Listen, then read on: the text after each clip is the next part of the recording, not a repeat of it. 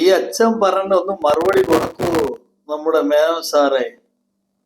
നിങ്ങളിങ്ങനെ കള്ളം പറഞ്ഞു ജനങ്ങളെ പറ്റിക്കുന്ന എന്തിനാണ്? അച്ഛൻ ചോദിക്കാനുള്ള മറുപടി കൊടുക്കൂ. അതല്ലേ അതിൻ്റെതായ ശരി.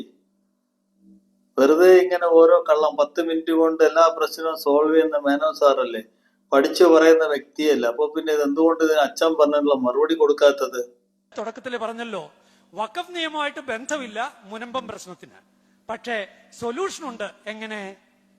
എങ്ങനെ നമ്മുടെ കേരള സർക്കാർ വഖഫ് നിയമത്തിലെ 97 സെക്ഷൻ 97 അങ്ങോട്ട് അപ്ലൈ ചെയ്താൽ ഈ പ്രശ്നമൊക്കെ അതോടുകൂടി തീർന്നു എന്നാണ് ഈ കഴിഞ്ഞ ആഴ്ചയില് ഈ ചെറായിൽ നിന്ന് നമ്മുടെ നാട്ടിൽ നിന്ന് അദ്ദേഹം പറഞ്ഞിട്ട് പോയത്.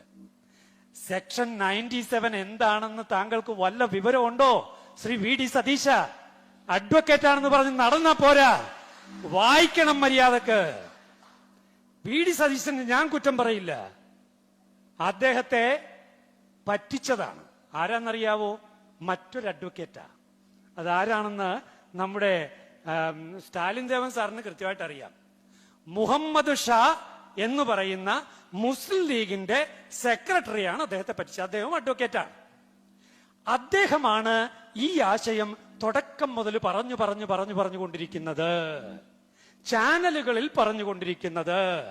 അപ്പോൾ അദ്ദേഹത്തിന്റെ ആ വാക്കുകൾ അങ്ങോട്ട് വിഴുങ്ങിയിട്ട് ഈ പ്രതിപക്ഷ നേതാവായിരിക്കുന്ന അഡ്വക്കേറ്റ് എന്ന് വിളിക്കപ്പെടുന്ന VD സതീശനും അത് തന്നെ പറഞ്ഞു. 97 എന്താ 97 പറയുന്നത്? ഞാനത് ശക്തമായൊരു ലേഖനം അതിന് പിന്നീട് എഴുതിയിരുന്നു.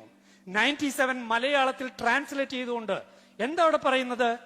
സെക്ഷൻ 96 പ്രകാരം കേന്ദ്ര സർക്കാർ നൽകുന്ന നിർദ്ദേശമനുസരിച്ച് സംസ്ഥാന സർക്കാരിന് വഖഫ് ബോർഡിന് നിർദ്ദേശങ്ങൾ കൊടുക്കാം, അത് വഖഫ് ബോർഡ് സ്വീകരിക്കാം.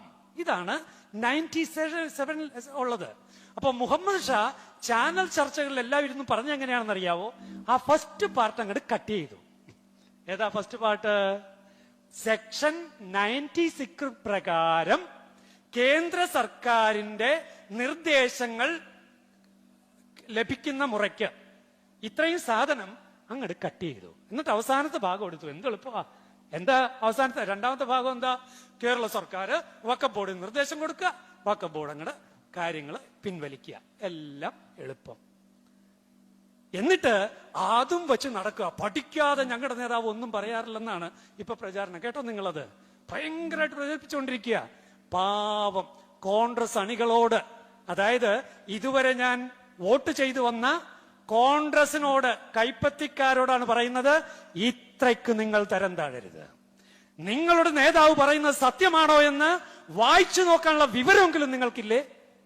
മേനോൻ സാറിന് പാവങ്ങളെയൊക്കെ പറഞ്ഞു പറ്റിക്കാൻ പറ്റും. കാര്യങ്ങൾ അറിയാന്നുള്ളവരെ പറഞ്ഞു പറ്റിക്കാൻ കുറച്ച് ബുദ്ധിമുട്ടുണ്ട് മേനോൻ സാറേ. കള്ളം പറഞ്ഞൊരു പരിധി വേണം.